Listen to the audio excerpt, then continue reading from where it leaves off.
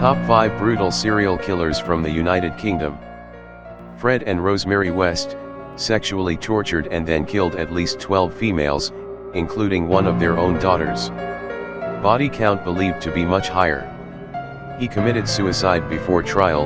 She was found guilty and is serving life imprisonment. Harold Shipman, family doctor, found guilty of the murder of 15 of his patients. Body count believed to be much higher, possibly in the region of 250, mostly elderly women. Motive: financial gain. Hanged himself in prison aged 58.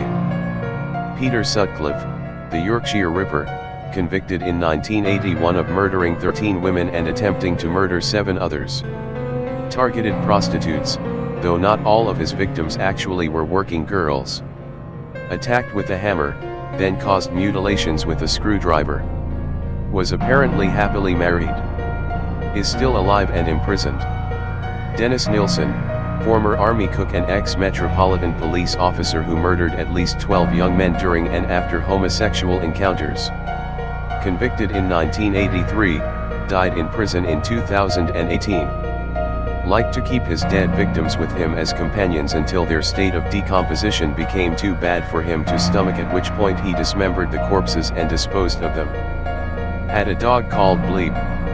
Steve Wright, the Suffolk Strangler, not the most prolific killer with a body count of 5 young women, but all his victims were killed in the last couple of months of 2006.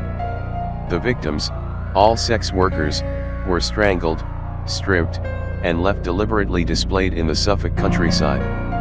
Convicted in 2008 and currently serving a life sentence, he has not been ruled out of investigations into other killings. Jack the Ripper. The identity of Jack the Ripper still remains a mystery, but we do know that he murdered at least 5 women in or near the Whitechapel district of London's East End between August and November 1888. It is likely that the number of women that died at his hands is much higher than this. In each of the murders in this case, the woman's throat was cut and then the body was mutilated in a way that suggested an understanding of anatomy by the murderer.